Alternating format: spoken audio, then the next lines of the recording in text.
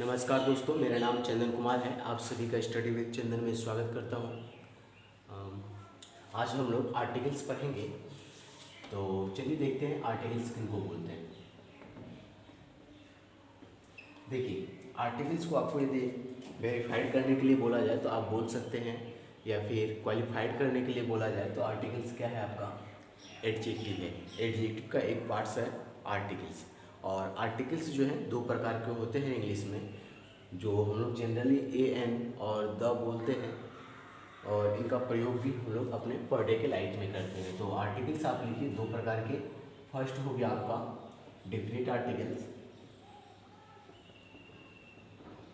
और दूसरा हो गया आपका इनडेफिनिट आर्टिकल।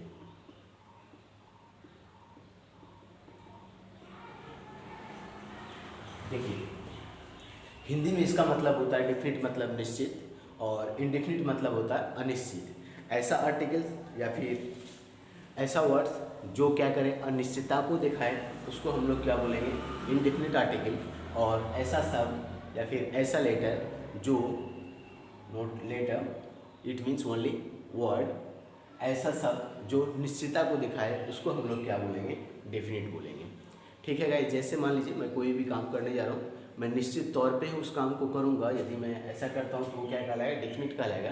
यदि मैं वो करूँ या फिर नहीं करूँ, मन हुआ तो किया, मन नहीं हुआ तो नहीं किया, तो वो क्या कहला जाएगा, हमारा इनडेफिनिट कहला जाएगा। तो डेफिनिट किसको बोलेंगे हम लोग, जैसे आर्टिकल्स में आपको बता रहा हूँ, तो आर्टिकल्स आपका तीन है, ए है, एन है और द है। द जो है वो किन के लिए आएगा, निश्चित के लिए आएगा। यदि कोई भी चीज़ निश्चित है दुनिया में, या फिर चाहे वो जगह हो, चाहे वो वस्तु हो, चाहे आपका कोई भी चीज़ खास हो, तो उसके लिए हम लोग क्या यूज करेंगे, द का प्रयोग करेंगे।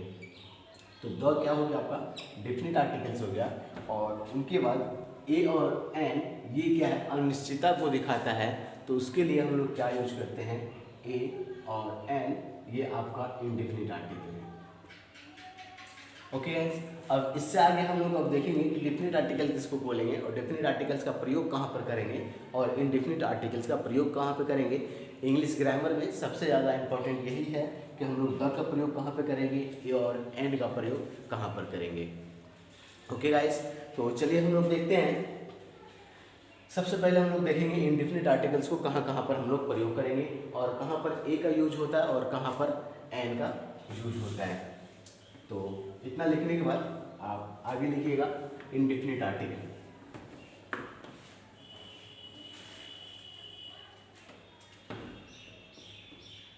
इनडेफिनिट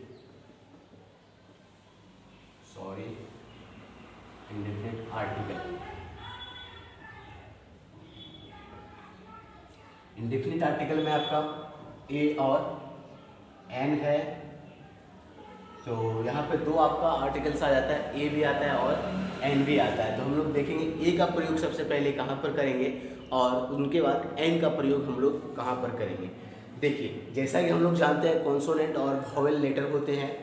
आपका अल्फ़ाबेट में 26 लेटर होते हैं, उनमें से कुछ लेटर क्या होते हैं, वोवेल होते हैं, और कुछ लेटर क्या होते हैं आपके कॉन्सोनेंट होते हैं। जब भी आपको कॉन्सोनेंट वर्ड देखे या फिर लेटर दिखे, तो वहाँ पर हम लोग क्या यूज कर देंगे, ए यूज कर देंगे।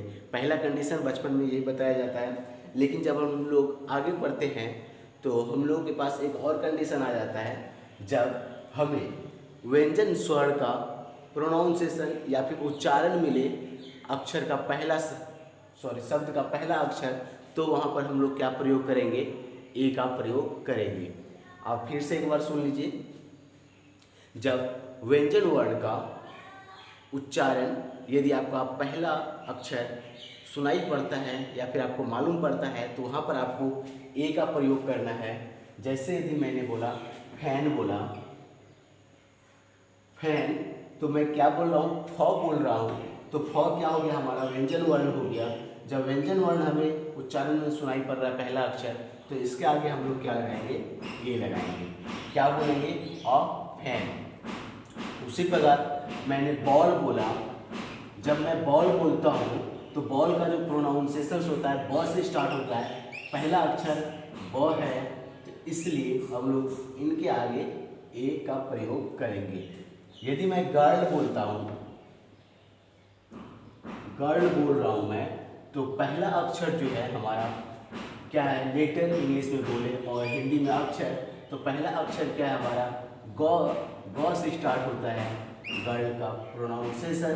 तो गौ क्या है हमारा व्यंजन वर्ण है, तो इसलिए इसके आगे हम लोग क्या लगा देंगे, ए लगा देंगे, a girl. Okay guys, I hope you got it. तो आप इसको डिफाइन इस प्रकार से कर सकते हैं,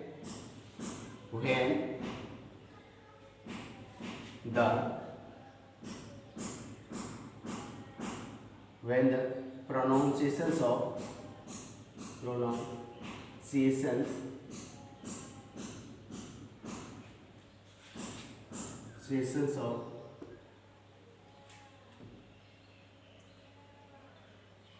a word start with consonant sound,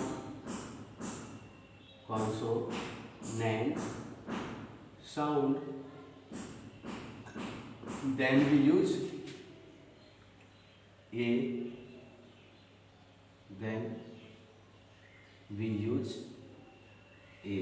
तब हम लोग क्या यूज करेंगे, ए का प्रयोग करेंगे। यदि हमें कॉन्सोनेंट साउंड का अक्षर पहले सुनाई देता है तो वहाँ पर हम लोग ए का प्रयोग करेंगे। ओके गाइस, और उनके बाद बच गया हमारा एन का प्रयोग हम लोग कहाँ पर करेंगे, जहाँ पर हमें या फिर जिसका पहला अक्षर या फिर लेटर हमें वॉवेल सुनाई पड़े या फिर हिंदी में बोले तो स्वर वर्ण सुनाई पड़े, तो वहाँ पर हम लोग क्या प्रयोग करेंगे, एन का प्रयोग करेंगे। जैसे मैं बोलूँ, I hope you have right it, now write down vowel sound Hindi में उसको क्या बोलेंगे हम लोग, स्वर वर्ण। यदि हमें किसी भी अक्षर लेटर वर्ड का पहला लेटर हमें कॉन्सोनेंट सुनाई पड़ता है, व्यंजन सुनाई पड़ता है, तो वहाँ पर हम लोग ए का प्रयोग करते हैं। जब हमें पहला लेटर किसी भी वर्ड का वॉवेल सुनाई पड़ता है, स्वर वर्ण सुनाई पड़ता है, तो वहाँ पर हम लोग एन का प्रयोग करते हैं। यदि मैं एप्पल बोलूँ तो क्या होता है, APPL एप्पल।